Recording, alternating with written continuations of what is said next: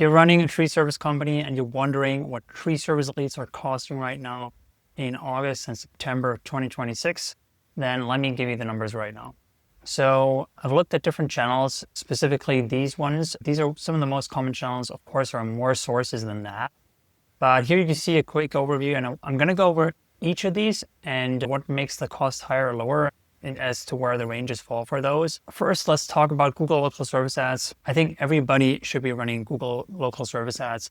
Some people also refer to them as Google Guaranteed. That's kind of how they show up in the search results. And yeah, the companies with the biggest, highest review count usually show up at the top.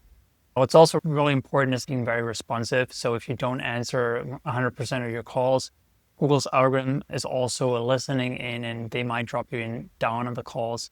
And that's like kind of a secret hack as well.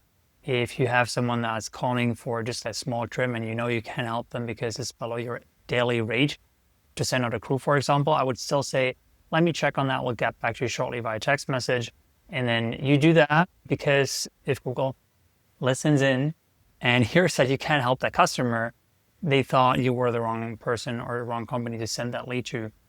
And while that technically is true because the job was too small, you still want them to send you tree service leads, right? And you don't want them to drop you down in the rankings.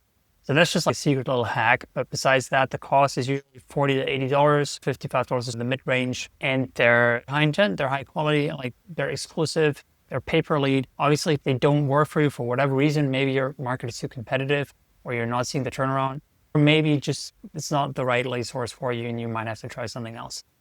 The next one is Google Search Ads. Those are the ones that are right underneath the local service ads. So you have local service ads at the very top.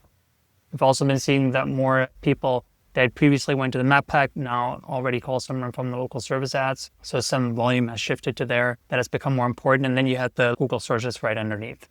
And with those here, you have an actual example from one of my clients from this month. So these are real numbers. Like I'm not trying to make anything look pretty or better than it is here. He had a $138 cost per conversion. He had 13 conversions, 12 were actual leads. One was a solicitor. I just looked it up. It was 6 form submissions across both his locations and 7 phone calls, and one of the form submissions was a solicitor.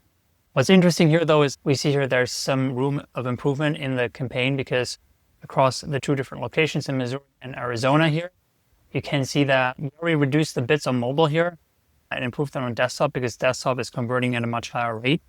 But here on mobile, we only have a conversion rate of 5.56%. That's not horrible, but we want to be at a 10+%, ideally 15 to 20, which is hard to get to, but that's what we're aiming for. But yeah, there's room for improvement here. What I'm seeing with these is about 7 to 10 clicks equal 1 lead. And you can see that here, 133 clicks, 13 conversions. I should say 1 conversion. 1 conversion is not 1 lead, but in my campaigns, I usually see 90% of the actual inquiries are real leads, right? And typical cost per click is usually somewhere between $12 to $17. So you can do the math. If you're on the lower end and if you're in a non-competitive area and you're maybe even able to achieve $9 or $10 per click, which is possible in some areas where there's not a lot of people running Google search ads and bidding, then you might land at 50 to 70, but that's very optimistic. These are high value leads and people want to get them and they're bidding on them and trying to get them. So usually it's more between 80 to 120, 130. Usually what I'm seeing depends a lot on how competitive your market is and how well optimized your campaigns are, how long they've been running. In the beginning, there's also a learning curve and an optimization curve, right? You can target your zip codes. They're not out of area leads. You can target the job types that you want and so on. That is not always 100%, but if you run a true removal campaign, then most of the inquiries will be for that. So with that said, let's look at some other lead sources. Marketplaces like Thumbtack or Angi. Usually they're currently around 40 to 110 for Thumbtack and Angi $50 to $100 per lead. Obviously, those are shared leads. So the downside is obviously that they tend to be more price shopping probably, and they tend to be comparing more. So you're going to be competing more. You have to be on top of it. You have to have strong follow-up, but they can still absolutely work. Now, I'm not sure who's making more on these leads, whether it's these platforms or whether it's you. If they're selling a lead for $50 to 7 contractors, that's they're making 350 on that lead essentially. Whereas if it's exclusive and you're paying 100, like you have to really ask yourself, okay, what makes more sense? But yeah, next we got Yelp Ads. These are cost per click now as well and lower. If you're like getting 10 clicks, for example, at $12 per click, then a lead would cost you $120. And yeah, there's different ways to set these up. I usually recommend people to be a bit careful with Yelp. Do your own research, but most owners know the downsides of Yelp. It can still work for a lot of people, and it's a big platform, and there's a lot of leads coming in. So I'm not saying don't do it, but do your own research and decide what's best for your business. Lastly, we have Google Organic Local SEO. Now, technically, those are free with your Google Maps listing, especially. You just get more reviews, and then you get more inbound leads. You don't pay for these.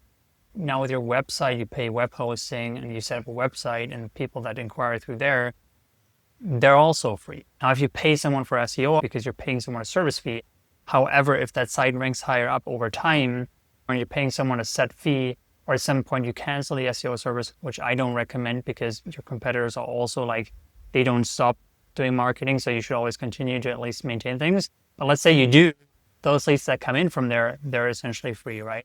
It's hard to say if you pay someone like $1,000 or $1,500 or $2,000 per month for SEO and you get 10, 15, 20 leads, what the cost per lead there is. With organic SEO and AI search optimization is that you can also target very nicely. So for example, I have a client that does tree relocation, and last week he got an inquiry to relocate 18 mature trees.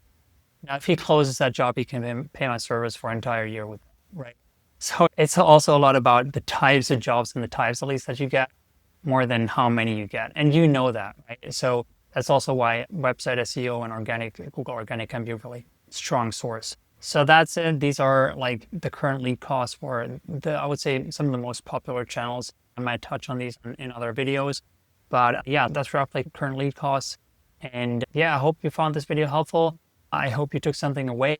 Obviously, then this is just the starting point. I often get calls from owners and they tell me, oh, I'm paying $35 per lead. And then they wonder why they seem to be fake, or why they don't seem to be real people, or recycle, or I don't know how some companies operate that way and how they sell leads like that and people buy into it. A lot of services like that, unfortunately, do seem to exist.